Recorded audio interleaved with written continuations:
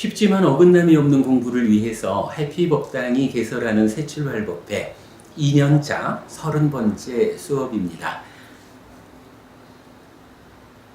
오계와 보시라고 하는 제가 신자의 삶의 향상을 위한 삶의 테크닉의 두 축 공부 중이죠.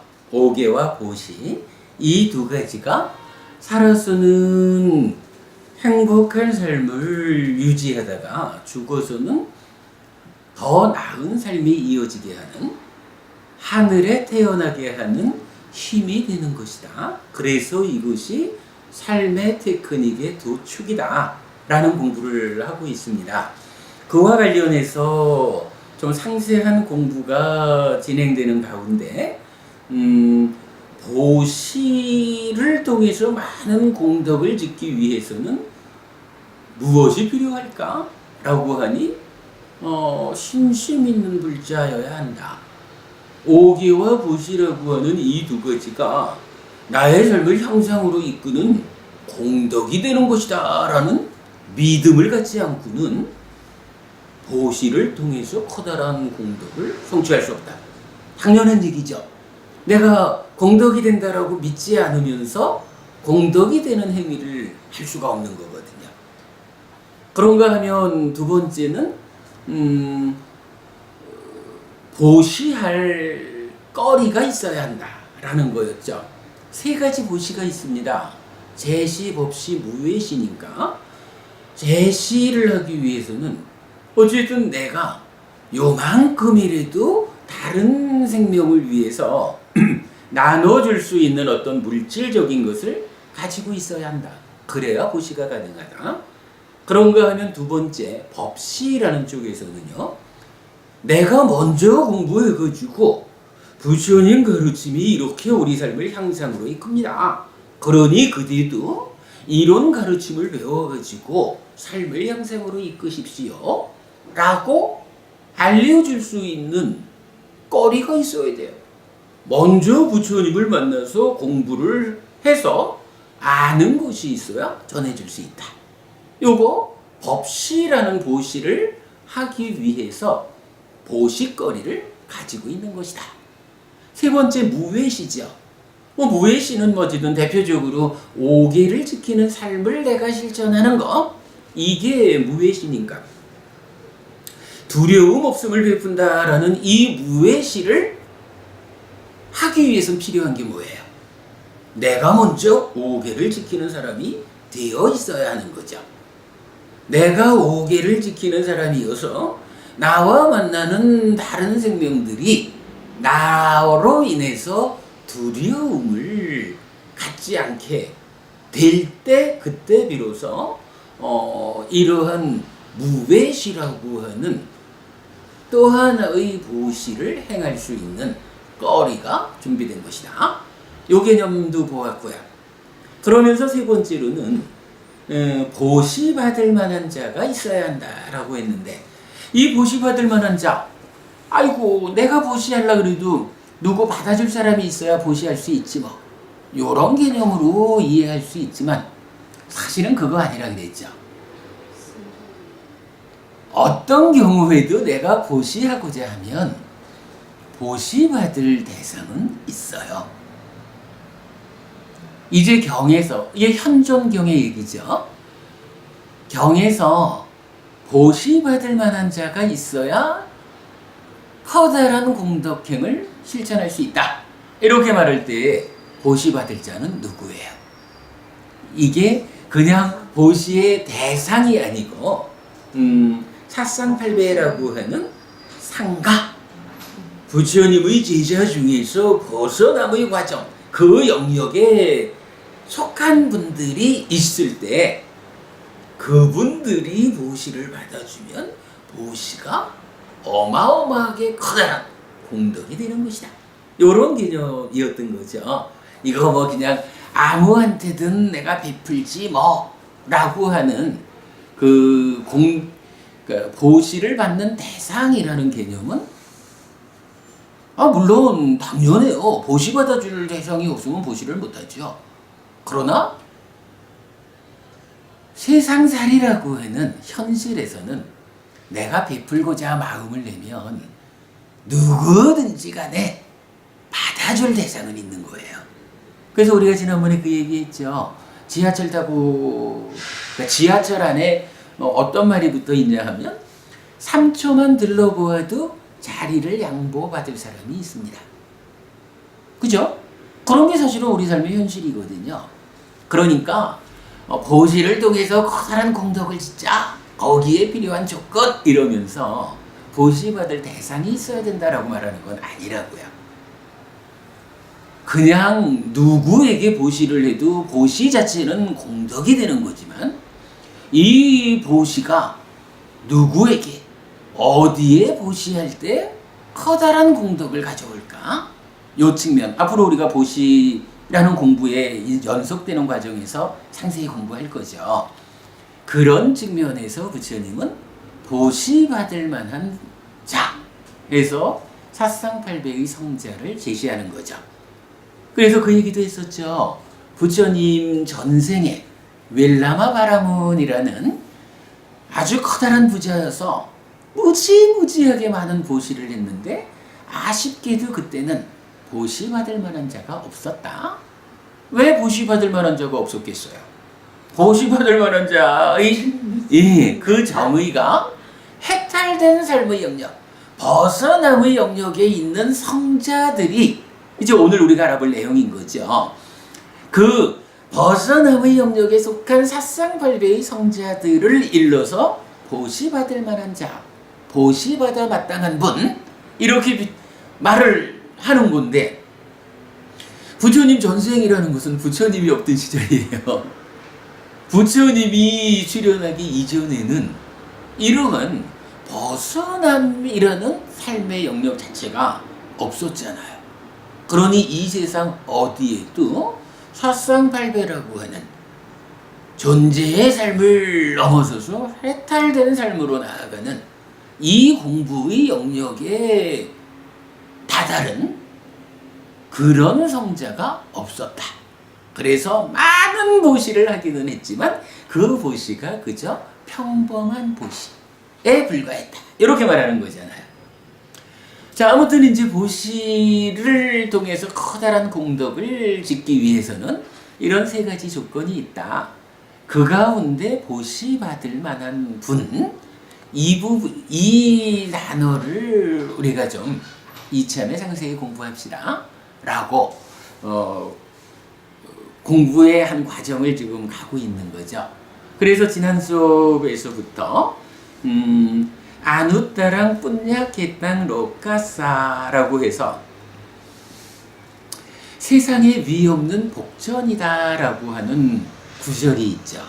그래서 이 구절에 대한 용례를 공부하는 시간을 갖기로 했습니다. 지난주 간략하게 소개해드렸고 이제 오늘 여러분 근 40페이지 되는 자료를 드렸습니다. 앞에 8페이지는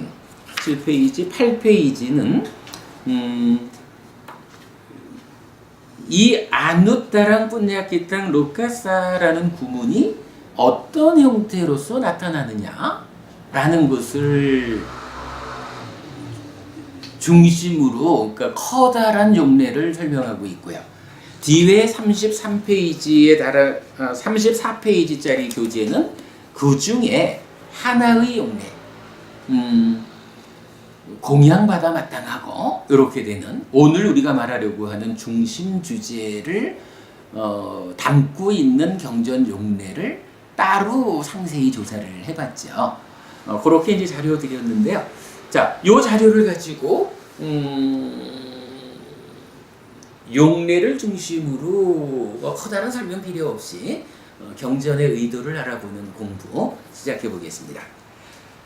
자, 아누따랑 뿐야케땅 로카사라는 세상에 위 없는 복전이라는 이 말은 몇 가지의 형태로 나타나고 있어요.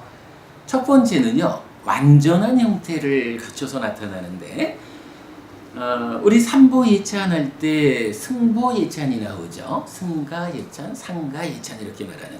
한번 읽어볼까요? 수파티판노 바가와토 사와카 상고 우주파티판노 바가와토 사와카 상고 냐야파티판노 바가와토 사와카 상고 사미치파티판노 바가와토 사와카 상고 야디당 짜따리 뿌리사유가니 아타 뿌리사 부깔러 에사 바가와토 사와카 상고 아후네이요 바후네이요 다키네이요 안젤리칼라니요 아누따랑 분야케땅 로카서디.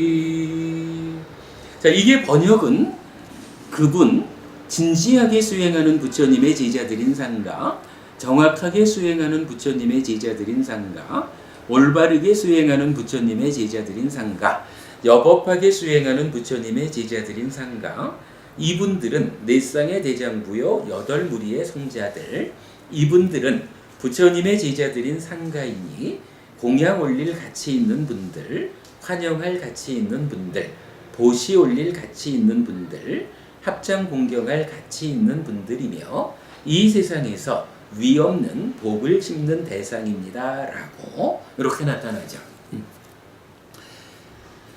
일단 여기서 우리가 한 가지 좀 지적하고 가야 되는 거는요, 이렇게 수파티판노 진지하게 수행하는 부처님의 제자들인 상가, 여기에서부터 아누따랑 뿐야케땅 로카사까지 완전한 형태로 나타나는 경우는요, 이게 독자적으로 나타나는 경우가 없더라라는 거예요.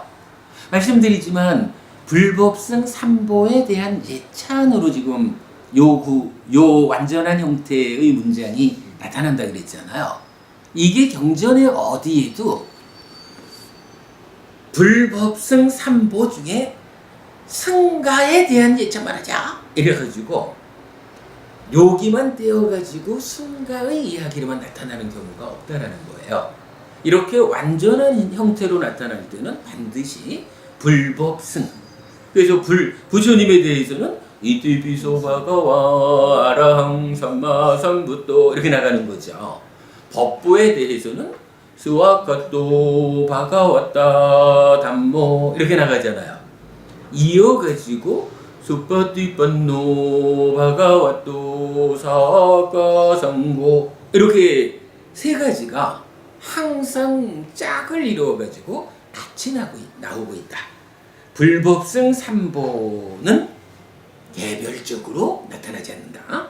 요 개념 하나는 우리가 알고 가야 될 것 같아요. 자, 그런 상태에서 이렇게 완전한 형태는 교리적으로 무엇을 말할 때 나타나느냐? 자, 1번 상가에 대한 확실한 믿음 또는 아주 정확함을 구족해라. 무슨 얘기인가요? 부처님을 믿는다라고 할 때 이 부처님을 어떻게 믿어야 되느냐? 라는 이야기인데요. 부처님은 그렇게 말씀하셔요. 부처님에 대해서 확실한 믿음을 가져라. 달리 말하면 원어를 해석하기에 따라서 아주 정확함을 가져라 이렇게 말하거든요. 그러면서 이띠비소 바가와랑 삼마삼부또 해가지고 열의 시포라고도 부르고 아니면 붓다 구덕이라고 부르는 부처님을 이렇게 9가지의 특성으로 설명하고 있거든요. 부처님을 어떻게 알고 믿어야 되느냐 라고 할 때 부처님은 내가 부처님한테 부처님 우리 아이 대학 좀 붙게 해주셔요 라고 기도하면 기도를 들어주는 기도빨 왕성한 이렇게 부처님을 알지 마라. 부처님에 대해서 확실하게 믿는다, 아주 정확함을 갖는다라는 것은 그렇게 기도 들어주는 부처님 이런 잘못된 형태로 믿는 게 아니고 붓다 구덕이라고 하는 9가지 특성으로 부처님이 알려주지는 그대로의 모습으로 부처님을 믿어야 한다. 이런 개념이거든요. 법에 대해서도 부처님 가르침이 무엇일까요? 라고 할 때 이런 게 부처님 가르침이죠 라고 자기대로의 어떤 개념을 세울 게 아니라 부처님이 직접 정의해 주는 대로 알아야 한다 라는 거고, 같은 맥락에서 승가는 누굴까? 라고 하면 승가 역시 부처님이 정의해 주는 대로 정확한 믿음을 가져야 된다. 그러니까 확실한 믿음을 가져야 된다. 아주 정확함을 가져야 된다. 이렇게 말하는 거예요. 그래서 완전한 형태로는 불법승이 함께 나오는데, 그 중에 첫 번째는 불법승 삼보에 대한 정확한 확실한 믿음, 아주 정확함을 가져야 된다 라는 주제로 나타나는 거예요. 그래서 이제 그게 요건 이제 검색의 테크닉이 되겠지만, 이러한 주제가 경전에서 나타나는 데 보면 이렇게 5가지 형태로 나타나요. 상계 아베짜빠사데나 사만나가또 호띠, 또는 상계 아웨짜빠사도, 상계 아웨짜빠사도 호띠, 상계 아웨짜빠사데나 사만나가따 바위사마, 상계 아웨짜빠사데 사마다 빼따빠 니웨세따빠 빠띠타 빼따빠. 이렇게 이제 5가지 형태로 불법승 삼보에 대한 확실한 믿음, 아주 정확함을 갖춰야 한다라고 나타나는데, 이 용례로 나타나는 경전이 많아요. 지금 여기 제가 나열해 드린 경전이 몇 개인가요? 하여간 한 20개 되려나요? 20개 좀 안 되려나? 엄청 많아요. 동일한 형태로 불법승 삼보를 이렇게 확실하게 믿어야 된다, 아주 정확함을 갖춰야 된다라고 강조해주고 있다라는 것을 이 완전한 형태의 용례의 첫 번째로 말씀드렸어요. 자, 별표를 했는데요. 이 유형의 경들은 불법승 그리고 계를 보통 설해요. 예를 들어서 우리 예비호자의 구성요소 이러면 어떻게 되나요? 불법승 삼보에 대한 높은 마음을 갖는 것, 그리고 삼매로 이끄는 계를 부족하는 것, 이렇게 4가지로 나타나죠. 이렇게 확실한 믿음, 아주 정확함이라는 것은 거의 대부분이 그런 예리우자의 구성 요소 4가지로 삼매로 이끄는 계를 부족한다라는 것과 같이 나타나는데, 유독 2개의 경전에서는 그런 계를 부족하라라는 거 없이 불법승 삼보만을 설하고 있다라는 거예요. 여기 별표해드린 게 맞지마니까야 7번경 의류 옥감 비유경이지요. 그리고 또 하나가 안구따라니까야 3회 76번경, 요 2가지는 그렇게 나온다라는 거 참고하시고요. 그 다음에 이제 2번째 용례가 있어요. 불법승 삼보를 함께 나타내면서 상가의 용모라는 말을 해줘요. 그 옆에 나와 있는 파일리 원어 중에 요 완노라는 말이 이제 용모, 생김새 이런 말이거든요. 그래서 이 이야기는 불법승 삼보가 어떤 모습을 갖추고 있는 불법승이냐, 스승이고 가르침이고 제자들의 모임이냐, 이렇게 할 때 스승인 부처님의 생김새는 어떤 생김새냐라고 하면 이띠비소바가와 아랑 삼마 삼부터 이래가지고 붓다 구덕이라는 것이 이렇게 확실한 믿음을 가져라, 아주 정확함을 갖춰라, 이렇게도 쓰이지만 부처님이 어떻게 생긴 분입니까? 라고 하면 존귀한 분이고 번뇌다한 아라한이고 정등각, 스스로 완전한 깨달음을 실현한 분이고 위짜짜라나 삼판노, 명행적이고, 이렇게 부처님의 9가지의 특성이 그게 바로 부처님의 생김새요. 이렇게 말하는 거예요. 용모라는 말. 마찬가지 법이라고 하는 거, 부처님의 법은 어떤 생김새를 가진 법일까요? 라고 하면 스와카토 바가와타 담모, 산디띠꼬 뭐죠? 스스로 보여지는 거, 아까알리고 시간을 넘어선 거, 에히파시꼬 스스로 보이는 거지만 그냥 보이나? 아니죠. 내가 가서 보는 거요. 스스로 드러나 보이는 그거를 보는 일은 내가 쫓아가서 봐야 돼. 내가 수행을 통해 가지고 보는 능력을 향상하면 스스로 보이는 법들이 보이는 거야. 이런 개념이죠. 에히파스코 오빠나이고 향상으로 이끄는 법이에요. 그렇게 스스로 보이고 시간을 넘어선 그 법을 내가 수행을 통해서 삶을 향상하는 이 과정을 수행을 통해서 가서 보는 그 일을 한다라는 것은 구체적으로 무엇입니까? 삶을 향상으로 이끄는 과정입니다.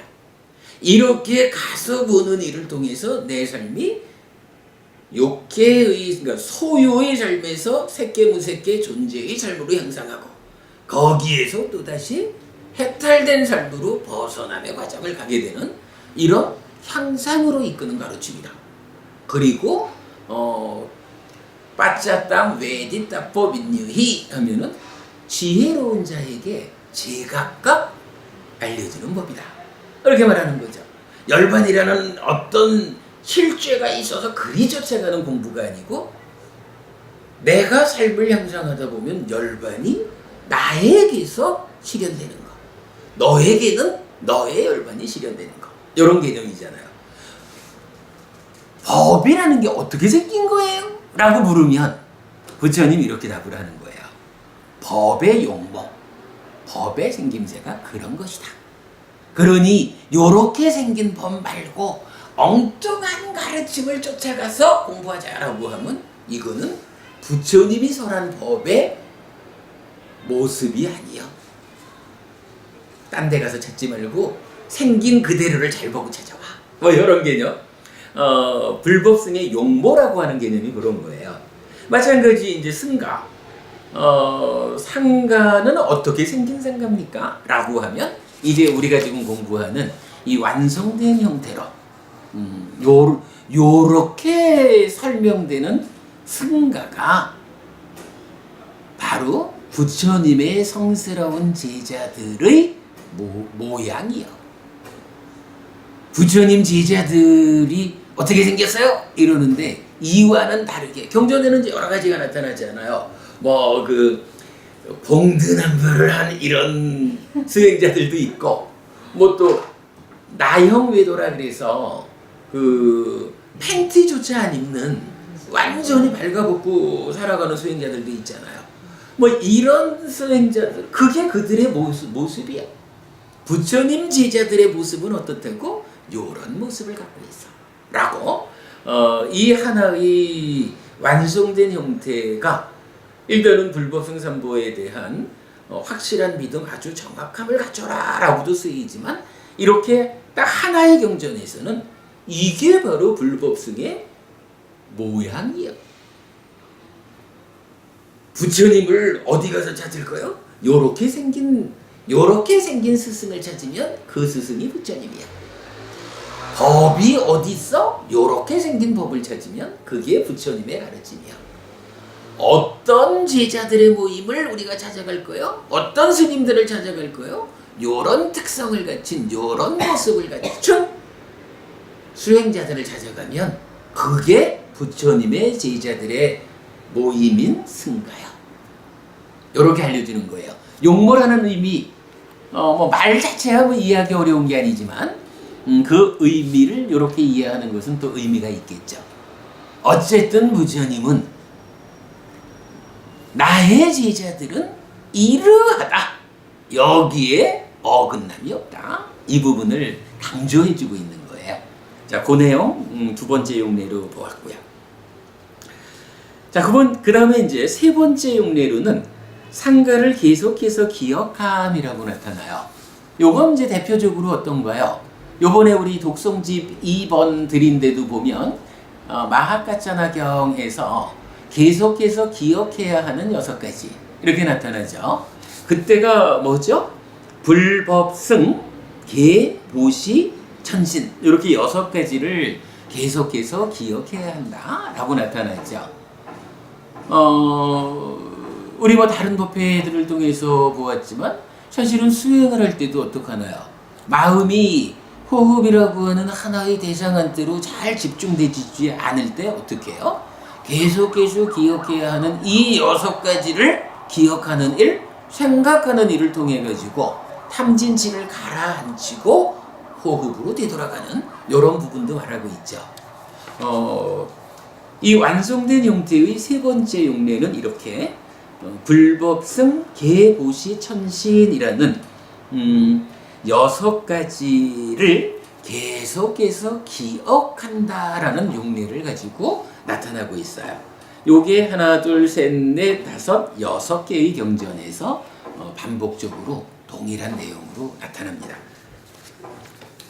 이렇게 보면 어떤가요? 수파티파노부터 록가사까지 완전한 형태를 갖추고 나타나는 경전이 수십 개가 되는데 따지고 보면 3개의 특성으로 나누어 볼 수가 있는 거죠. 어쨌든 불법승 삼보에 대한 확실한 믿음, 아주 정확함을 가져야지 이게 삿된 형태로 믿음을 잘못 알고 믿어서는 안 되는 것이다. 그때는 그야말로 부처님이 알려주는 우리 삶의 지향을 향해서 나아가지 못한다. 그 같은 개념에서 역시 불법승이 어떻게 생겼을까라는 용모라는 말로도 나타내지고 있고, 우리가 불교 신자로서의 신앙생활, 신행을 하는데 이 신행의 출발 자리라고 해도 좋을 만큼 우리가 어떠한 곳에 마음을 두어야 합니까? 라고 할 때 바로 불법승, 계, 보시, 천신을 계속해서 기억하는 이렇게 그러니까 3가지 형태로 나타나고 있다라는 것을 기억하시면 되겠습니다. 그 다음에 이제 별표를 하고 수파티판노 바가와토 사와카 상고의 예외적 용례가 있다고 했어요. 일단 이제 수파티판노 이렇게 시작하는 것은 다 승가에 대한 이 완전한 형태로 나타나는데 유독이 몇 개 경전에서 불법승 삼보를 간략하게 표현하는 방법이 있는 거예요. 잠깐만요.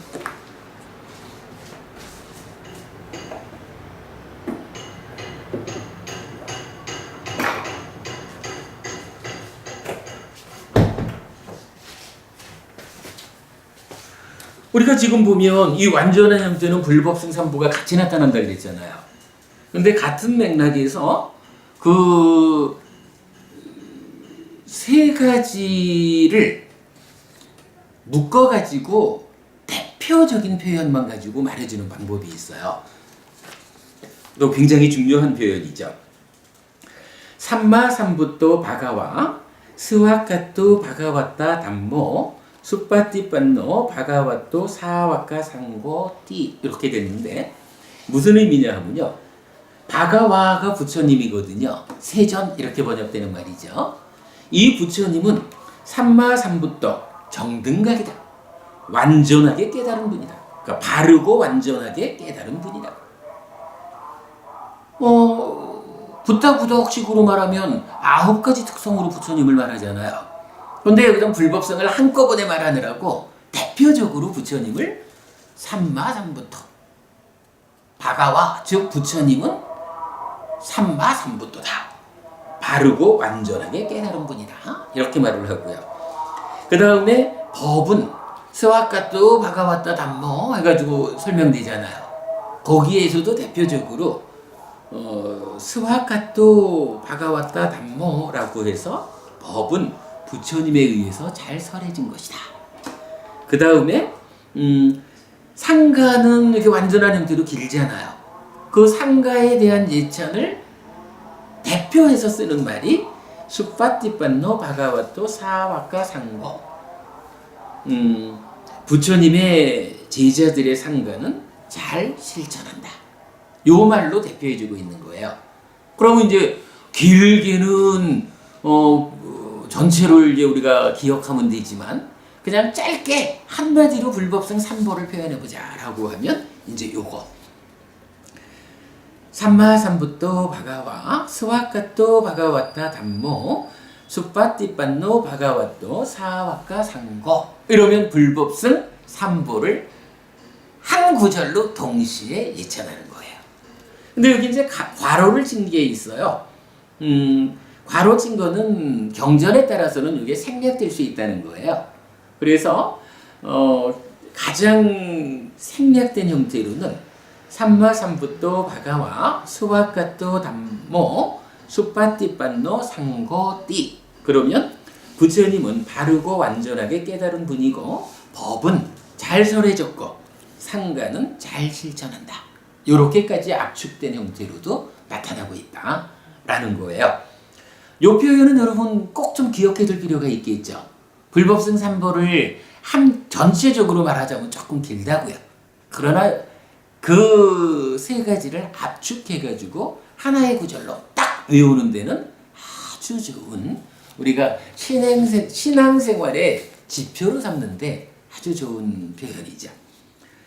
이렇게 설해진 경전이 다음 페이지에 있습니다. 둘, 셋, 네 개, 5개의 경전에서 이 표현이 나타나고 있어요. 참고하시고요. 여기까지 하면 이제 완전한 형태의 경전들에 대한 용례는 다 본 거예요. 뭐 언제든 좀 기회가 생기면 이렇게 제목만 알려드리지 않고 각각의 경전들을 다 좀 공부할 기회가 있으면 좋겠는데 그건 뭐 좀 뒤에 보기로 하고요. 자, 그 다음에 이제 두 번째 용례는 자 다시 이제 첫 페이지로 와가지고 두 번째 용례는요. 완전한 형태 중에서 앞에 세 줄을 생략하고 야디당부터 시작하는 거예요. 그래서 야디당 짜따리 뿌리사 유가니 아타 뿌리사 푸깔라 에사 바가와토 사와카 상고 아후네요 빠후네요 다키네요 안잘리까 라니요 아누따람 뿌냐케땅 노까사라고 나오는데 요거는 어떻게 번역되는 건가요? 이건 앞에 부분만 빼면 되죠. 그래서 그것은 바로 네 쌍의 대장부요 8무리의 성자들로서 이들은 부처님의 제자들인 상가이니 공양받아 마땅하고 환영받아 마땅하고 보시받아 마땅하고 합장받아 마땅하며 세상에 위없는 복전이다. 이렇게 번역이 되죠. 요거 앞에 완전한 형태를 번역할 때하고 요 번역이 조금 다르죠. 지난주에 말씀드렸지만 앞에서는 불법성 삼보에 대한 예찬이라는 측면에서 우리가 해석을 했기 때문에 그 부처님의 제자들인 상가는 어떤 분이라고? 라고 할 때 공양 올릴 가치 있는 분들, 환영할 가치 있는 분들, 보시 올릴 가치 있는 분들, 합장 공경할 가치 있는 분들 이렇게 번역을 했는데 이제 일반적인 해설에서는 이렇게 예찬하는 개념하고는 좀 다르게 쓰이기 때문에 그 부분 번역을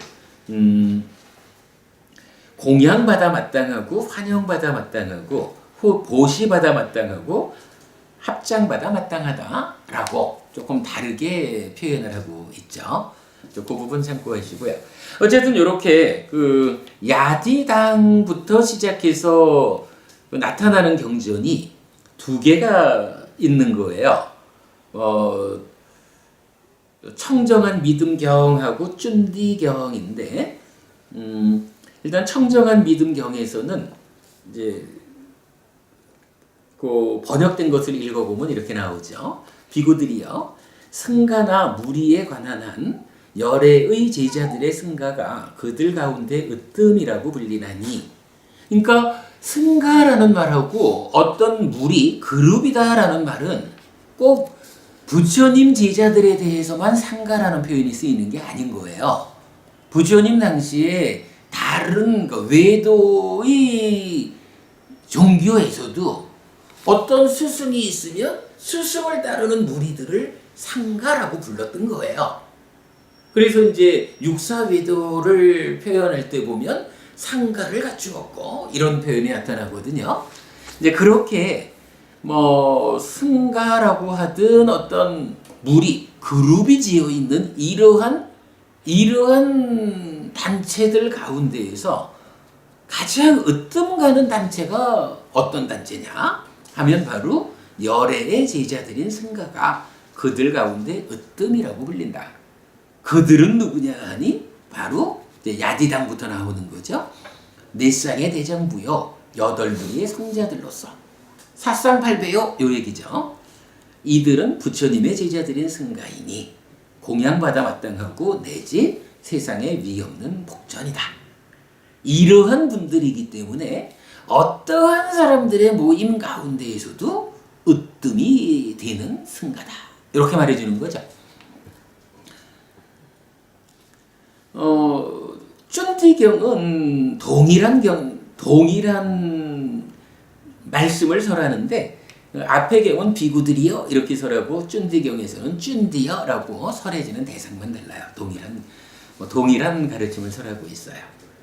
자, 그런가 하면 이제 세 번째 형태는 야디당부터 사와카 상고까지를 또 생략해요. 생략하고 나면 이제 남는 게 뭐냐 하면 아후네이어, 빠후네이어, 다키네이어, 안잘리까라니요, 아누따랑, 뿐냐끼땅, 로카사라고 그분들이 어떤 분입니까? 근데 사실은 이 자리에서 뭐가 나타나죠? 우리가 지금 보시의 공부가 이렇게 승가에 대한 공부로 연결되어 온 보시받아 마땅한 자, 다키네이어라는 말이 이제 여기에 포함되어 있는 거죠. 그래서 이 부분에 대한 공부가 사실은 경전적으로도 가장 많은 용례를 보여주고 우리가 잘 알아야 되는 주제가 됩니다. 요거는 내용이 많아요. 34페이지짜리가 요 경전의 용례를 보고 있거든요. 요거는 조금 이따가 상세히 보기로 하겠습니다. 그 다음에 자, 아후네요, 파후네요, 다키네요, 안잘리까라니요. 그리고 이런 분들이 아누따랑 뿐냐깨땅 로카사 세상에 위없는 복전이다 라고 했는데 요 아후네요, 파후네요, 다키네요, 안잘리까라니요 네 가지 중에 아후네이오와 다키네이오가 함께 쓰이는 경우가 또 있어요. 그런 경우 몇 개 안 되는데요. 보면 합송경 세 가지로 구성된 법에서 또 다른 세 가지 불이 있다라고 해서 헌공의 불, 가장의 불, 보시의 불이라고 나타나요. 요 얘기 우리 여러 번 반복한 거죠? 생략하고 넘어가도 되겠죠? 그 다음에 브라흐마 대화경이 있어요. 공양받아 마땅하고 자신을 닦은 지혜의 달인 인간과 신들의 보시를 받아 마땅하다라고 해서 공양받아 마땅한 그런 자기를 닦은 지혜의 달인은 인간과 신들의 보시를 받아 마땅하다라고 공양받을 만한 이런 자가 보시받아 마땅한 자다라는 형태로 나타나고 있습니다. 그 다음에 이제 뭐 이 부분을 좀 포괄적으로 말해주는 것이 불경 1, 2번이에요. 그래서 7가지 불이 있다라고 하는데 탐의 불, 진의 불, 치의 불, 헌공의 불, 가장의 불, 보시의 불, 그리고 장작불이 있다라고 해서 요건 뭐 이 불과 관련 포괄적인 내용으로 우리가 몇 번 봤어요. 자, 7가지 불 중에 앞에 3가지 불은 뭐죠? 탐의 불, 진의 불, 치의 불. 요건 어떤 불이에요? 꺼뜨려야 하는 불이죠. 그죠? 제거해야 하는, 꺼뜨려야 되는 불이에요. 사실 요 탐진, 치의 불은 대표적으로 어디에서 쓰여요? 여러분 우리 불타오름경 알죠? 불타오름경에서 보면 탐의 불, 진의 취해불에 의해서 내입처, 아니요, 그보다 내입처, 외입처, 식촉수라고 하는 석쇠 위에 올려진 그 바베큐 꼬치에 끼워진 굽혀져야 하는 고기, 요거를 탐해불, 진해불, 치해불로 굽는 거잖아요.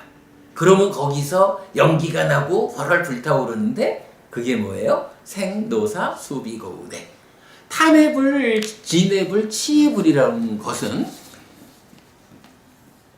대표적으로 그 불타오른 경에서 결국 내입처, 외입처, 식촉수라고 하는 우리 삶의 그 몸통을 불타오르게 만드는 장작으로 비유가 되고 있는 거죠. 그런가 하면 헌공의 불은 누구로 나타나요? 부모님으로 나타나죠. 그리고 가장의 불은 가장으로서 부양해야 되는 아내와 자식 이렇게 나타나죠. 그리고 보시의 불은 사문 바라문 해서 출가해서 수행하는 이분들에게 보시해야 됩니다 라고 말하는 거죠. 그리고 세상에 일반적으로 불이라고 불리는 그거, 장작불, 이렇게 7가지로 나타나는 거죠. 그래서 이제 불경 2번에서는 무엇이 셋인가 해서 헌공의 불, 가장의 불, 보시의 불 따로 또 나타나기도 하죠. 여기까지가 이제 전체적으로 그러니까 아후네이야와 바케네이야라는 헌공이라는 말과 그러니까 헌공 또는 공양이라는 말과 보시라는 공양받아 마땅합니다. 보시받아 마땅합니다.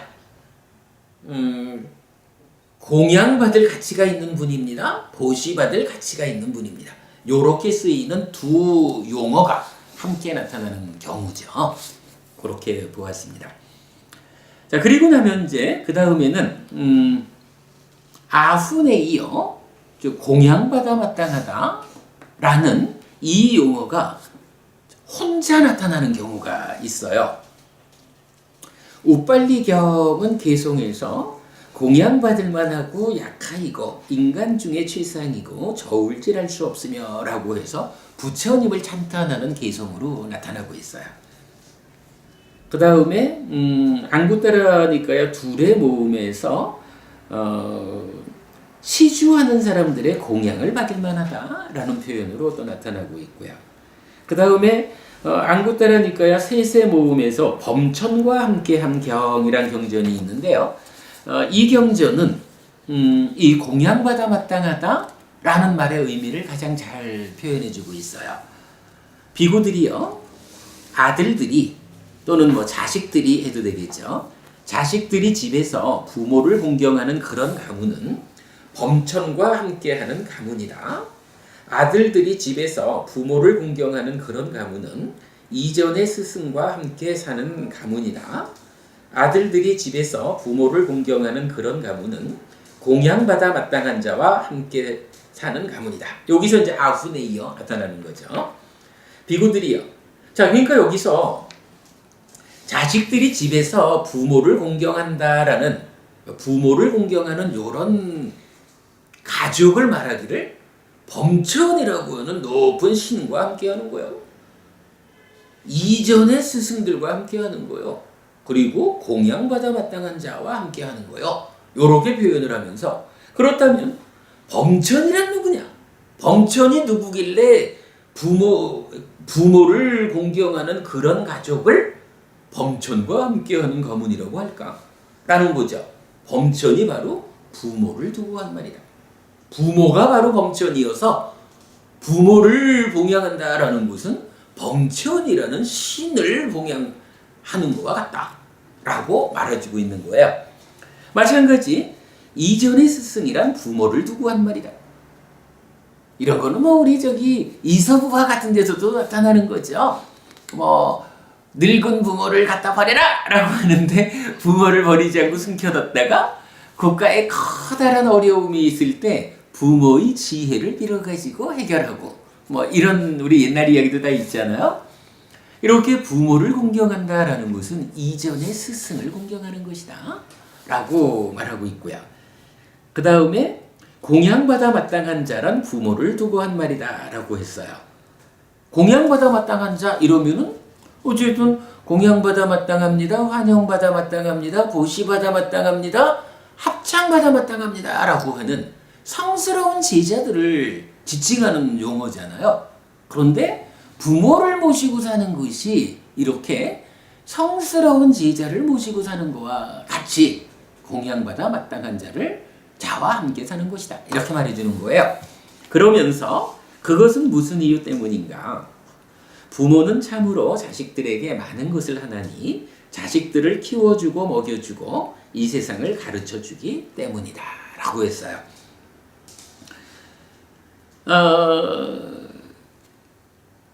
효라고 하는 개념이 참 중요하죠. 근데 여러분, 광자부부님, 불교 안에서 효를 대표적으로 설하는 경전이 어떤 경전이 있죠? 부모 은중경. 그죠? 네. 근데 그거 아시나요? 부모 은중경이 부처님 때부터 설해진 경전이 아니다. 중국에서 예. 했다고. 그거 아시죠? 네, 네. 사실은 뭐 대부분 사람들이 뭐 위경, 그러니까 후대에 만들어진 경이라는 개념이죠. 위경. 이 경들이 부처님 이후에 인도에서 만들어진 위경도 있고, 중국에 와가지고 만들어진 위경도 있거든요. 그런데 중국에서 만들어진 위경의 대표적인 것이 부모 은중경이다. 이렇게 알려져 있거든요. 왜 부모 은중경이 만들어졌을까라고 하면 특히 중국 사회가 효를 중시하는 사회잖아요. 그런데 불교가 중국에서 자리를 잡으려면 부모를 섬기는 효라고 하는 개념이 강조되지 않고는 어렵다. 뭐 이런 필요성 때문에 부모 은중경이 만들어졌다라는 거거든요. 물론 뭐 그게 뭐 그런 필요에 따라서 그런 그 쓰임새를 갖겠죠.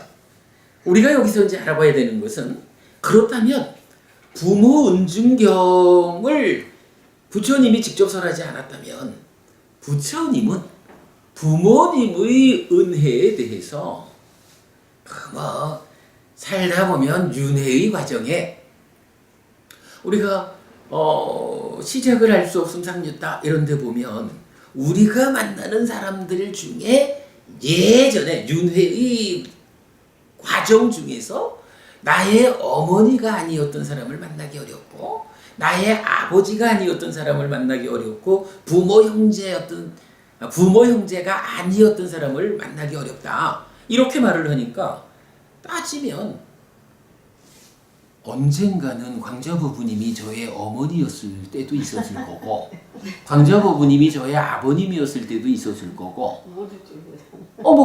근데 왜냐면 우리의 그 지나온 윤회하는 삶이 그렇게 길다라는 거고 또한 그런 과거의 삶을 함께 했다라는 이 삶의 영향력, 업의 힘 이런 것 때문에 우리가 또 이렇게 금생에 사실 금생에도 모르고 죽는 사람이 더 많잖아요. 그래도 우리가 이렇게 가까이 만나가지고 살아가는 데는 또 어떤 형태로 삶의 조건이 작용하든 그 조건 가운데는 전생에서 우리가 이미 이 친근한 관계로서의 업이 형성된 이것의 영향이 미치는 것이다라고도 이해할 수 있는 부분이거든요. 물론 뭐 역으로 보면요. 광자부부님만 저의 어머님이고 아버님이고 그랬을까? 마찬가지 광자부부님이 나의 형제였을 수도 있고 나의 자식이었을 수도 있는 거예요. 그러면 거꾸로 보면 제가 광자부부님의 어머니였을 수도 있고 아버지일 수도 있고 뭐 이런다는 얘기가 되잖아요. 효라고 하는 개념에서 보면 어찌 보면 그게 뭐 문제가 되겠어. 어차피 언젠가는 내 자식이었기도 한 사람이 우리 엄마 아버지인데 뭐 이렇게 해가지고 효라고 하는 개념이 의식이 좀 낮게 평가될 수 있는 거 아니냐 이렇게 볼 수도 있는 거예요. 어떻게 생각해 보면 부처님은 그랬을까라는 거죠. 그런데 사실은 부처님은 우리가 과거 삶의 과정에서 그러한 인연관계를 가지고 있다 해도 그러나 중요한 거는 지금의 삶이거든요. 지금 이 몸으로 100년간 살아가는 이 삶이 현재 나의 삶이고 이 삶을 기준으로 나에게 몸을 주고 키워주고 먹여주고 세상을 가르쳐준 이러한 부모는 참으로 고마운 분이다. 그래서 효도해야 된다라고 부처님은 말을 해주는 거예요. 그런데 그 부모님이 이렇게 귀한 분이고 고마운 분이니 효도하십시오 라는 표현을 어떻게 해요? 이 경에서는 부모님을 공경하고 모시고 사는 것은 범천이라는 위대한 신을 모시고 함께 사는 것과 같다. 또는 이전의 스승을 모시고 사는 것과 같다. 그리고 결정적으로 공양보들자라는 이 성스러운 분을 모시고 사는 것과 같다. 그러니 이런 분들을 모시고 살 때 어떻게 모시겠어요? 최고의 공경을 통해서 그분들을 모시고 살 거 아니에요. 부모님이라는 존재가 바로 그런 존재이기 때문에 잘 배운 제자라면 부모님을 그렇게 공경하는 자세로 정말로 우리 부모님이 범천이라고 하는 높은 신이십니다. 우리 예 스승이십니다. 공경받을 만한 거룩한 분입니다. 이런 마음으로 부모님을 모시고 살아야 한다. 근데 사실 효도라고 하는 게 이 세 가지 빼놓고 효도가 못한 게 있겠어요? 효도라고 하는 개념 잘 따져보면 이렇게 부모님을 섬기면서 사는 것보다 더 큰 효도가 뭐 어디 있겠어요? 그죠? 그래서 아후네어가 독립적으로 쓰인 용례에서 우리가 참 주목해야 되는 거, 부처님이 효에 대해서 이렇게 강조하고 있다. 물론 뭐 우리가 세출날법회 이전에 공부한 거로는 은혜를 다 갚기 어렵다라고 해서 부모님을 100년 동안 오른쪽 어깨 왼쪽 어깨 이렇게 모시고 살아가도 부모님의 은혜를 다 갚기 어렵다. 왜? 부모님은 자식을 키워주고 먹여주고 세상을 가르쳐 주었기 때문에 이렇게 강조되는 경전도 있죠. 그러나 이 경전도 그 경전에 부족하지 않게끔 부모님을 어떻게 섬겨야 하는지, 어떻게 효도해야 하는지, 효라는 것이 인간들이 살아가는 데 있어서 얼마나 귀중한 가치인지, 그야말로 중국, 유교 이쪽에서만 효를 말하는 게 아니라 불교도 효라는 개념을 이렇게 중시한다라는 것을 이 경전을 통해서 우리가 알고 가야겠죠. 개송이 있습니다. 아들들에게 부모는 자식들에게라고 보면 되죠. 자식들에게 부모는 범천이요, 최초의 스승이요, 공양물을 받을 만한 사람이다. 그분들은 자식들에게 항상 연민을 가진다. 그러므로 현자들은 음식, 마실 것, 의복, 침상을 구비하고 문질러 드리고 목욕시켜 드리고 발 씻어 드려 그분들께 귀의하고 존경해야 한다. 이렇게 부모를 잘 봉양하는 사람들 이 생에서 현자들의 찬탄을 받고 다음 생에는 천상에서 기쁨을 누린다. 부모가 이런 분이다 보니까 부모를 잘 봉양한다, 공경한다라는 이러한 사람들이 어떤 가품을 받느냐라고 하면 살아있는 동안에는요, 현자들의 찬탄을 받는데 현명한 분들, 우리 사회에 존경받는 분들, 아니면 거룩한 제자들, 이런 분들이 참 잘하는 일입니다, 훌륭합니다 라고 찬탄을 해주고요. 이 일이 또한 다음 생에는 천상에서 기쁨을 누린다. 이건 뭐예요? 부모님을 잘 모시는 이러한 행위가 하늘로 이끄는 행위다 이거죠. 하늘에 태어나는 방법이 오계와 보시가 대표지만, 그러나 인간 사회의 이 구조에 의해서 부모님에게 효도하는 이것이 또한 하늘로 이끄는 힘이다 라고 알려주는 거죠. 경전이 효도에 대해서 이만하면 참 충분하죠. 얼마나 효도를 강조하는가에 이어가지고 효도하는 삶이 하늘에 태어나는 힘이 된다 라고까지 해주니, 이렇게 되면 정말 효도하지 않으면 안 되겠죠. 그리고 또 효도한다는 게 어쨌든 엄마 몸을 빌어서 태어난 내 삶인데 효도 안 한다는 게 참 문제지, 효도하는 건 당연한 거예요. 그렇게 봐야 되겠죠. 불교 신자들 효자 돼야 됩니다.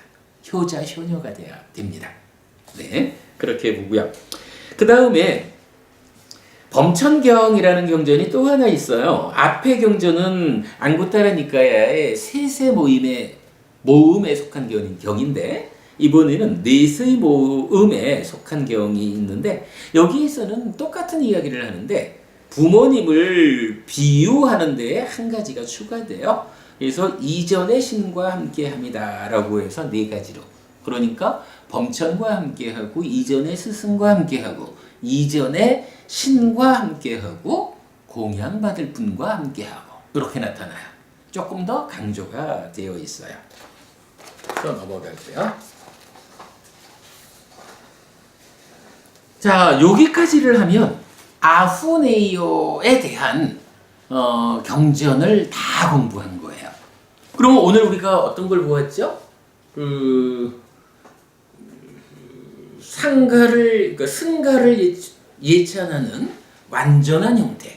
그 다음에 야지당 해가지고 사상팔배가 그분들입니다 라고 거기부터 시작되는, 그 다음에 아예 또 생략하고 아후네이오, 공양받을 만한 분이고, 이렇게 되는, 그 다음에 이어가지고 아후네이오와 다키네이오, 공양받을 분이고 보시받을 분이고, 요 두 가지가 함께 나타나는 경우, 그리고 이어가지고 공양받을 만하다라는 아후네이오가 단독적으로 나타나는 경우, 여기까지를 보았죠.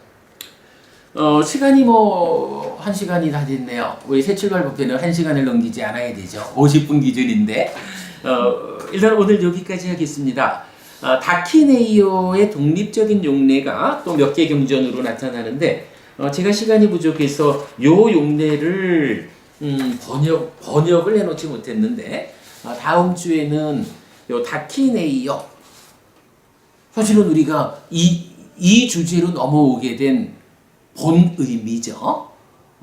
이 보시받을 만한 자가 독립적으로 나타나는 용례가 이제 사실 우리가 제일 주목해 봐야 되는 경전들인데, 요 경전들의 그 번역 다시 채워가지고 다음 주에 요 다키네이오의 독립적 용례를 공부하겠습니다.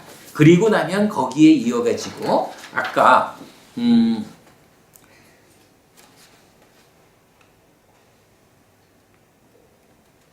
아후네이오부터 나타나는 별첨 34페이지의 용례, 그 부분은 거기 다음 순서로 이어서 공부하도록 해야겠습니다. 자, 오늘 여기까지 공부하고요. 다키네이오의 독립적 용례 다음 주에 공부하도록 하겠습니다. 마쳤습니다. 수고하셨습니다. 수고하셨습니다.